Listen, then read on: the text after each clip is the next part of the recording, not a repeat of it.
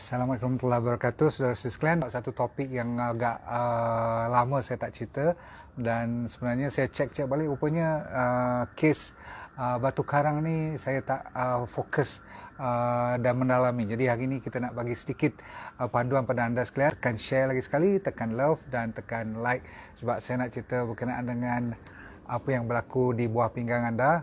Saya draw ni, kalau boleh anda perhatikan betul-betul, okey. Sebenarnya anda sekalian, kita ada dua buah pinggang, betul. So alhamdulillah Tuhan bagi kita dua. Kalau satu rosak masih boleh pakai satu lagi, okey. Tapi anda kena tahu ada kiri dan kanan, dan dia terletak di belakang, dekat dengan tulang belakang kita tu, kiri kanan, bawah pada diaphragm kita. Daripada atas dia turun ke bawah, ini bahagian buah pinggang. Kalau nak jadi stone, nak jadi batu karang, dia bermula daripada atas sini. Okey, jadi dia masuk ke bahagian ni, dia panggil ureter. Okey, ureter ni selalunya lebih kurang 10-12 inci dia punya panjangnya. Lepas tu dia akan masuk ke bahagian you punya pundi kencing, okey. Lepas tu last kali ialah tempat kita exit, kita keluar, namanya urethra. Jadi saya nak bagi cerita pada you all pada malam ni, bagi mereka yang dah ada pengalaman, memang you memang tahu sangat betapa sakitnya. Memang orang yang kena kolik ataupun spasm batu karang, menggulung-gulung, sakitnya memang serius. Orang putih kata very painful, okey. Dan memang orang perempuan pun dah confirm kata dia lebih teruk daripada nak beranak pun, okey. Tapi apa pun, kenapa sakit sangat? You tengok kawasan ni memang dia menapis semua bahan kumuhan. Jadi kalau stone tu berlaku kat sini, automatik kidney kita akan merasakan benda tu adalah orang luar. Maksudnya foreign object. Bila ada bahan asing, body kita secara natural akan melawan dia. Bila melawan dia tu, dia jadi spasm. Spasm maksudnya dia macam menguncup, melepas, kuncup, lepas macam tu, dia buka, tutup. Sebab apa? Dia nak tendang ni keluar juga. Okey, sebab dia tak boleh patah balik naik atas. Dia mesti turun kat sini. Jadi kalau dia kecil, nanti saya cerita stage 1 berapa saiznya semua, dia akan boleh lepas kat sini. Pendekkan cerita, kalau stage 1 tu bawah pada 3 mm saiznya. Jadi dia kadang-kadang apa you buat pun dia akan lepas juga. Paling lambat dalam masa sebulan.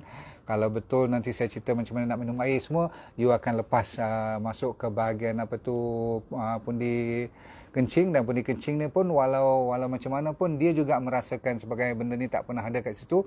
Dia pun ada proses. Jadi bila you kencing, mula-mula kadang-kadang you rasa macam nak sangkut. Tapi kalau stage 1, dia senang lepas. Tuhan bagi jadi kita punya size diameter ni, okey, dia punya bulatan dia tu lebih kurang 3 hingga 4 mm. Jadi kalau bawah pada 3 ataupun 4 mm, dia boleh lepas secara yang walaupun sakit. Bila dia sangkut kat sini ataupun sangkut kat sini, yang paling sakit kat sini orang kata. Itu yang macam pinggang nak patah dan sebagainya. Ni atas. Jadi dia turun bawah, dia sakit sebelah bawah.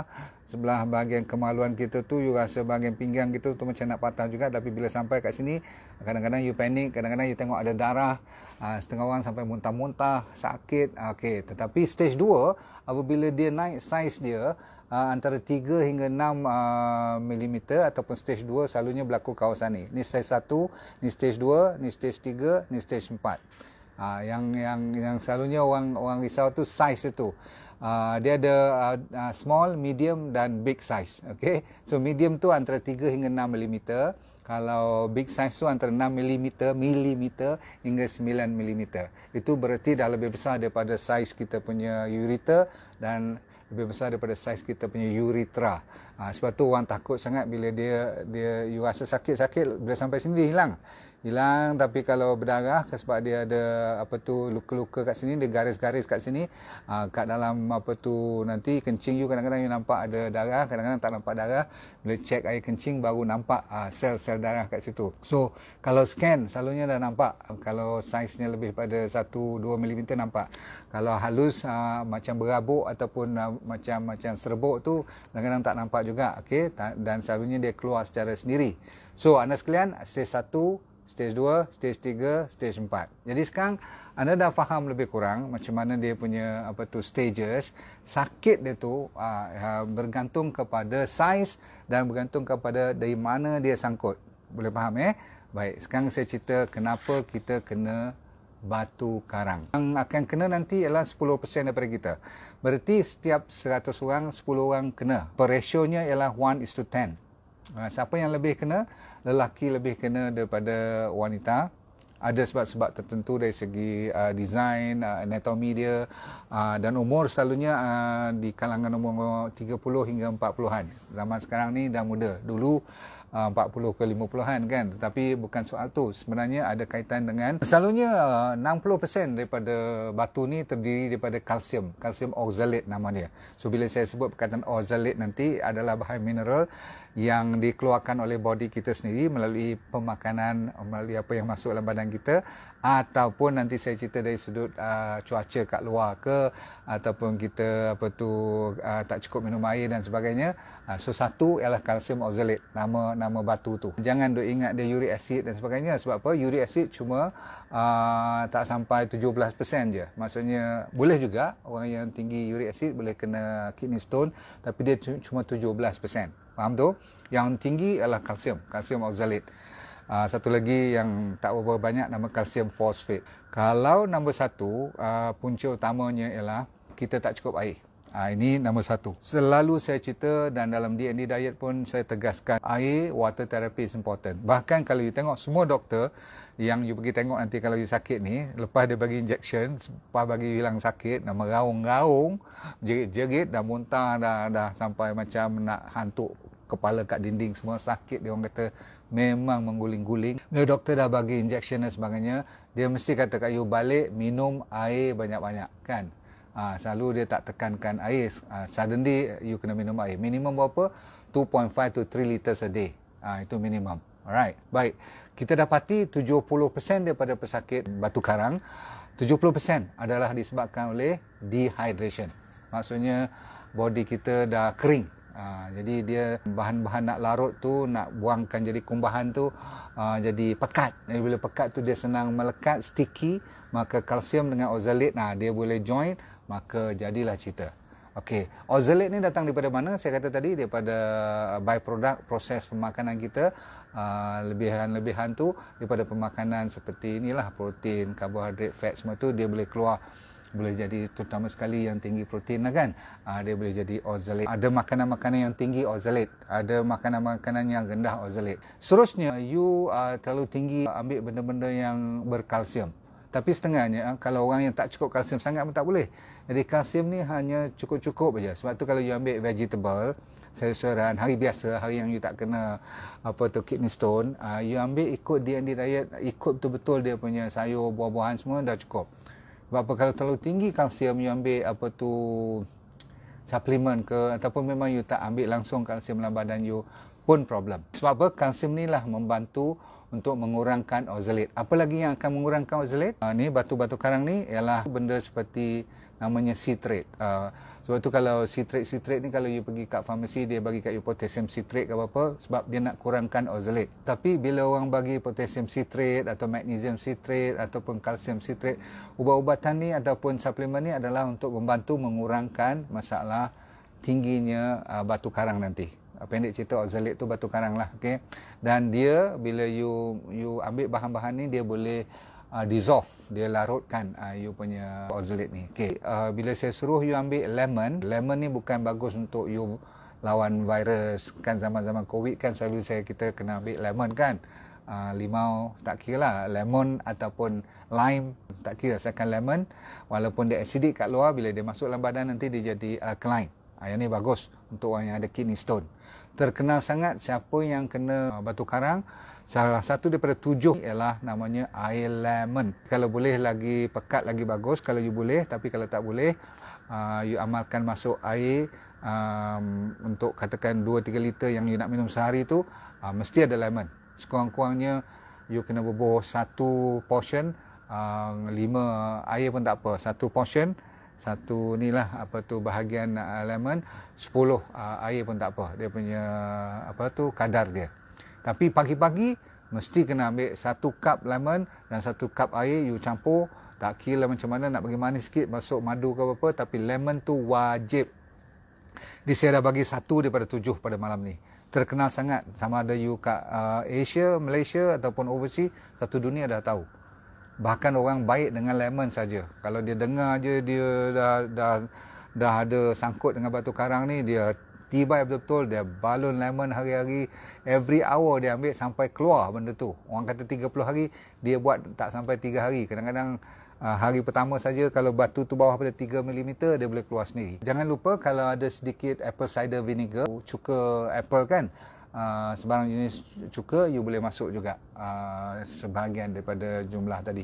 Maksudnya 1/4 you campur sikit dengan apple cider vinegar. Kalau you tak tahu lagi sekali, 1 cawan pagi lemon masuk dengan 1 cawan air supaya you tidak rasa perit sangat. Lemon ni kan mana you boleh telan terus lemon, betul tak?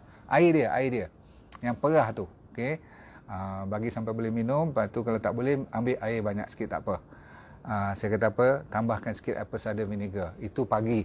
Sehari suntuk tu, saya kata lagi sekali, ambil 2 liter air yang dicampur juga dengan ada lemon 1/10 atau 1/5 daripada jumlah air tu.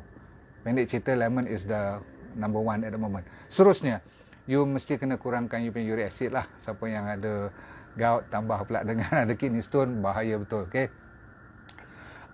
Yang tinggi sekali bagusnya untuk nak mengurangkan masalah uric acid ni juga, ambil green vegetable.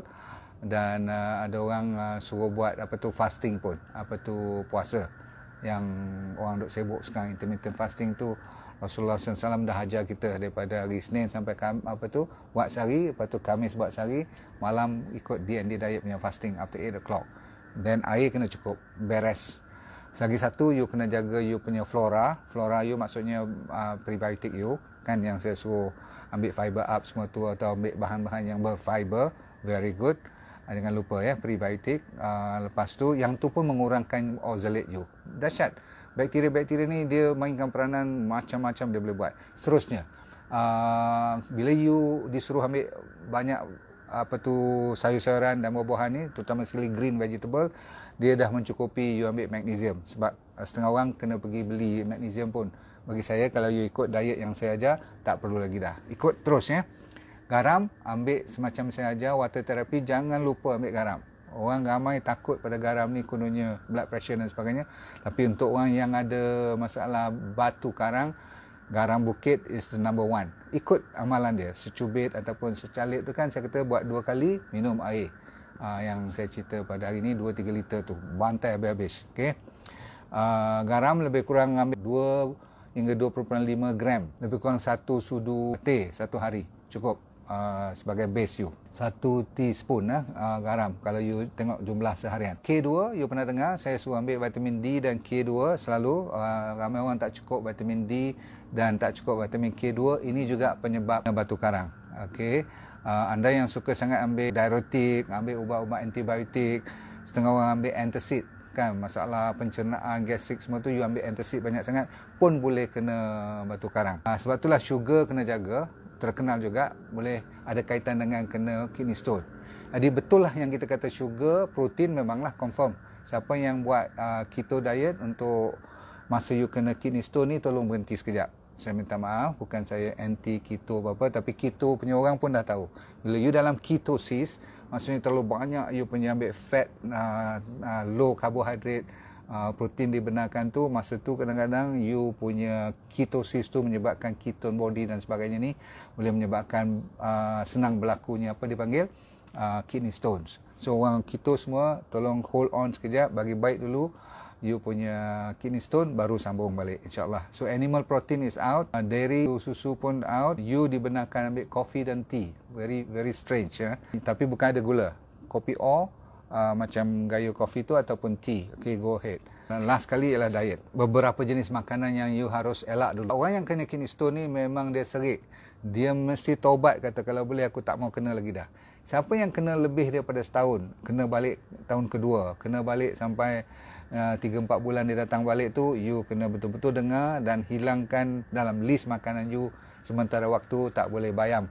Spinach number 1. Kesian pula bayam ni. Saya kadang-kadang, pasal apa pula bayam ni kan, rupanya dia ada oxalate tinggi. Itu dia isunya. Avocado.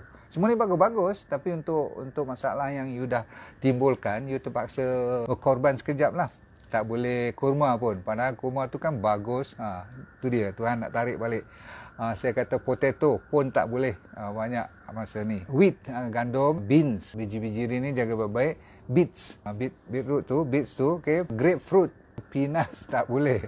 Benda sedap-sedap ni, figs, buah tin, tofu. Padahal ni, satu lagi ni, coklat patutnya bagus. Tapi masa kena batu karang, tak boleh makan banyak coklat. Especially coklat yang ada gula lah. Lepas tu sugar, saya dah kata tadi. Kiwi fruit ataupun pineapple yang dalam tin tu. Memang saya tak bagi dalam tin apapun kan. Dan kalau boleh jangan ambil kalsium suplemen langsung. Yang satu lagi ni, rajinkan dia, selamat. Sebab apa? Bahan-bahan yang seperti cruciferous vegetable seperti cabbage, gobis, bagus. Apa tu, cauliflower. So bahan-bahan yang lawan kanser pun yang ni bagus untuk apa tu? Melawan daripada batu karang.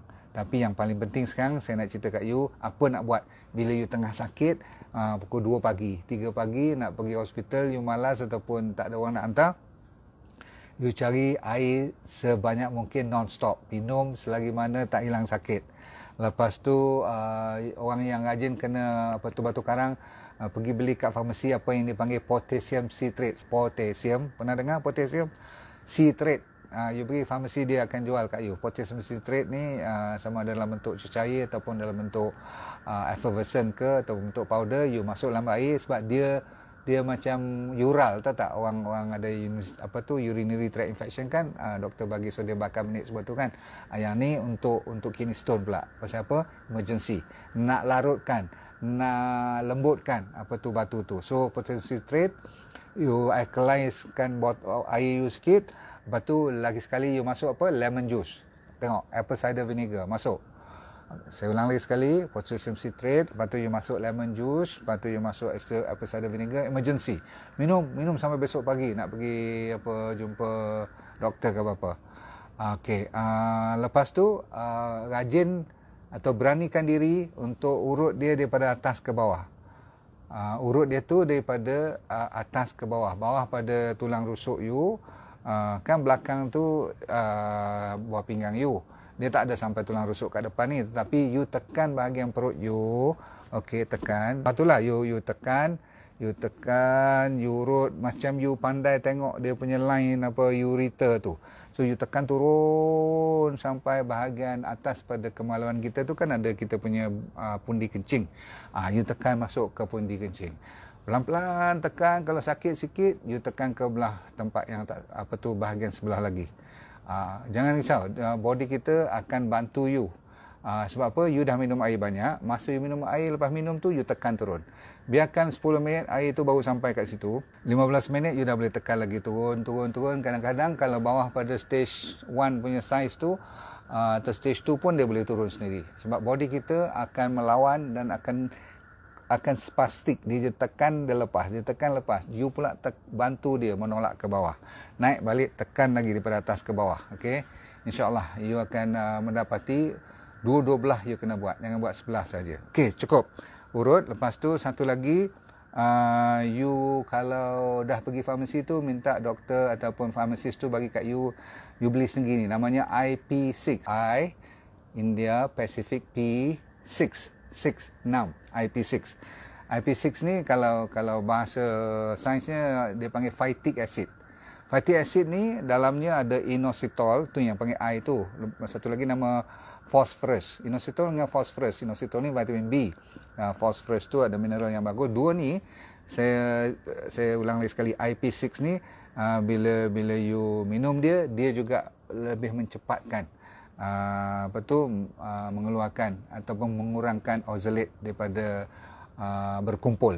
Jadi you senang melepaskan dalam masa seminggu. Orang kata sebulan, you dalam masa seminggu boleh clear. Sakit ni memang you risau, betul tak? You nak pergi mana? Tak boleh. Travelling, sorry lah. Tak kira PKP, tak PKP. Cara kampung pula. Sebab cara-cara kampung ni saya dapati banyak yang serasi dengan banyak pesakit saya. Dan you tak perlu beli ubat-ubatan. Nombor satu, you akan terkejut. Saya nak cerita ni ialah air kosong. Air kosong saya dah cerita beberapa kali dah. Sebab tu saya buat RX water semua tu tak kira. Asalkan you dapat air bersih, pH yang tak terlalu tinggi, tak pH yang terlalu rendah, ikut yang lebih kurang 7. 7.5, 8.5 punya pH dah cukup. Jangan terlalu tinggi, jangan terlalu rendah. Pendek cerita, minimumnya body weight you kali 40. Selalu saya ajar kali berapa? Body weight you kali 30. Saya ulang. Kalau body weight you katakan 70 kg, selalu untuk hari biasa saya kata kali berapa? Kali 30. Jadi kalau kali 30, 2100 mil, 2.1 liter. Tapi bila jadi sakit-sakit macam ni, minimum 4 atau 40 ataupun 50 lah. Jadi kalau 7 kali 50 mil dah 3500. Boleh tak habis 3.5 liter a day? Terkencing-kencing lah. Yang ni adalah ubat pertama.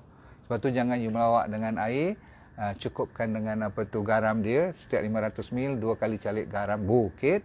Dan satu lagi saya kata masukkan sedikit apple cider vinegar ataupun lemon. Pastikan tu. Nombor 2. Ini petua orang daripada kampung-kampung betul. You kena ambil masa sikit ni. Kalau ada peluang, orang kampung pun kawan you, suruh minta air pokok pisang. Air pokok pisang macam mana dia tebang pokok tu, lepas tu dia korek, lepas tu dia bubur tiup, lepas tu dia ambil air yang baru keluar daripada tanah tu. Air yang pertama tu yang paling serasi untuk pecahkan batu karang. Okey, saya rasa ini memang cantik, boleh buat. Dan seterusnya yang saya punya favorite, air kelapa. Air kelapa lebih tidak kontroversi lah kan. Yang tadi air pokok pisang ni nanti you fikir boleh ke tak boleh. So kalau you pening kepala, cari air kelapa lah. Lebih senang. Air gini, ambil non-stop 3 biji sehari ke 4 biji sehari ke, habiskan. Okey, air kelapa you jangan risau.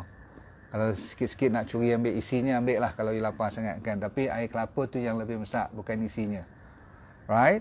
You jangan risau, kontennya tak payah you nak pergi ukur cukup tak cukup mineral tu ke vitamin ni, semua dah siap. Terusnya saya biasakan ialah air akar semalu, puteri semalu. Pernah dengar pokok malu tu bila you tempur dia tutup tu kan. Masa kecil-kecil dulu duri-duri kat padang-padang bola, padang-padang sekolah yang tak terjaga tu kan, banyak apa orang panggil duri-duri tu kan. Pokok semalu tu akar dia. Memang very good. Akar dia you ambil lebih kurang segenggam. Ingat akar sahaja, bukan atas. Daripada bawah tanah tu akar sampai bawah, cuci elok-elok. Saya ulang. Okey, lepas tu masukkan dalam air, you rebus dia bagi air tu hilang setengah. Air yang balance tu, orang panggil masak periuk. Konsepnya amalkan, ya. Jangan risau tak ada rasa apa. Saya dah cuba ni semua. Very good. Lawas kencing. Dia nak tahu efektif tak efektif, jangan sampai tak ada benda. You minum apa pun tak pergi kencing, tak rasa apa. Dia mesti tergesa-gesa nanti. Bagus. Sebab apa? Dia macam ada diuretik sedikit. Tahu diuretik kan? Pecah kaca. Pecah kaca pernah dengar kan? Ataupun orang kata apa? Pecah beling. Setengah orang kata lidah jin lah. Okay. Mak Saleh kata black face. Okay, ada. Nama Cina pun ada. Cina pun percaya pada ni. Pecah kaca ni memang very efektif. So jangan malu, ambil 8-10 helai. Lepas tu ambil air sampai 2 liter pun tak apa. You lagi sekali you buat masak periuk. Masak periuk mean always 1/3 air bila dah rebus elok-elok, ataupun setengah, tinggal setengah lagi. Air tu nak campur madu pun boleh. You rebus lama sikit ni sampai 3 jam dalam cooker pun tak apa. Okey. Pecah kaca ni memang famous. Tapi jangan terlalu lebih pada tu. Dia pun ada dia punya masalah kalau overdose pula. So apa saya kata? Pecah kaca ataupun pecah beling. Dan last 2, second last sekarang ialah misai kucing. Ni terkenal lah. Misai kucing, ambil 2 genggam misai kucing punya daun. Lepas tu you ambil 2 gelas air, lebih kurang sama. Rebus juga. Okey. Tinggal setengah air, minum. Boleh? Misai kucing you tahu kan? Okey, ramai untuk wanita pun banyak pakai ni, untuk tujuan-tujuan lain banyak lagi. Tapi dia terkenal. Daun dukung anak ataupun daun meniran. Ni bahasa Indonesia dia panggil meniran. Daun kita panggil sini dukung anak. Okey. You pernah tengok kan pokoknya slim je. Daun dia pun macam lebih kurang daun, nampak macam daun daun dia tu macam daun semalu sikit tapi panjang-panjang sikit. Okey, so you ambil ni, you boleh lagi sekali buat masak periuk juga. Ambil segenggam, Lepas tu you buat rebusan dia, lepas tu tinggal setengah air, minum. Okey, dokong anak. Very good. Cranberry, kalau you ambil all the berries, cherry semua tu pun bagus, tapi tidak sekuat yang saya cerita 7 tadi. Ramai kajian orang dah buat tentang cranberry sebab terlalu terkenal, berry semua, cherry semua ni, tapi kekuatannya cuma untuk bagi mereka yang tak serius sahaja, boleh bagus. Tapi yang dah berketul-ketul keluar, melenting-lenting keluar dalam toilet itu, bunyi-bunyi, ketekuk, kedepak semua. Kadang-kadang orang tu dia naik berkali-kali setahun. Jaga baik-baik. So memanglah you boleh galakkan diri you ambil makanan biasa, tambahkan lebih garlic untuk makanan you kan. Berries tadi, cranberry, strawberry, banyakkan paprika. Paprika tu maksudnya cili benggala tu yang besar-besar tu boleh. Apple, olive oil, sachet oil memang terkenal untuk membantu, ya. Dan last kali, tidak lain tidak bukan, saya ulang lagi sekali, lemon juice. Lemon yang pure, bukan daripada kotak, bukan daripada tin apa-apa. You buat sendiri. Okey, perah dia elok. Saya pernah ikut 1-2 orang dalam YouTube tu, dia tunjuk macam mana dia buat. Dia perah satu hari 20 biji lemon. Dia minum every 1 hour, lepas tu every 2 hours. Sampai benda tu keluar. Dia buat, dia orang kata apa, dia betul-betul push lah. Saya mengharapkan anda dapat manfaat malam ini, insyaAllah. Jangan lupa amalkan yang mana yang serasi dengan you, silakan. Tapi yang paling mudah saya kata apa tadi, lemon, saya rasa yang you tak ada masalah, air kelapa, air kosong, saya rasa lain tu you kena cari-carilah, pesan-pesan kat kawan, siap-siapkan. Tapi bila lepas dia dah keluar nanti, bila dah baik, masa itulah you kena ikut balik amalan DND diet dengan memfokuskan kepada apa saya kata tadi, air mesti cukup, ya. Lepas tu fokus kepada tak banyak sugar, jangan sugar kalau boleh langsung kurangkan ataupun stop you punya susu dan you punya daging sampai dia baik betul. Kalau anda semua sihat walafiat, saya syukur sangat, alhamdulillah. Kalau tak baik juga, you boleh PM kat saya punya klinik. Kita ada doktor yang standby. Ingat kod, ada satu kod nama RX35. Ini untuk mereka yang tak baik dengan apa yang saya cerita malam ni. Selalunya saya ambil kes-kes yang kronik, yang buat apa pun tak baik, kita ada cara lain. You PM saya punya klinik, Dr. Azam, Dr. Fauziah dah tunggu.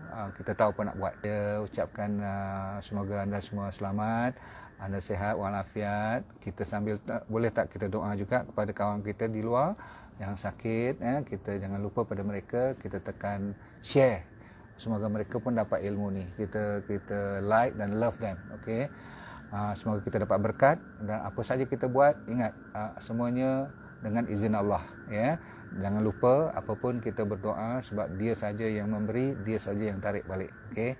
So saya ucapkan anda selamat semua daripada masalah COVID dan sebagainya. Jangan terlalu kita bebas.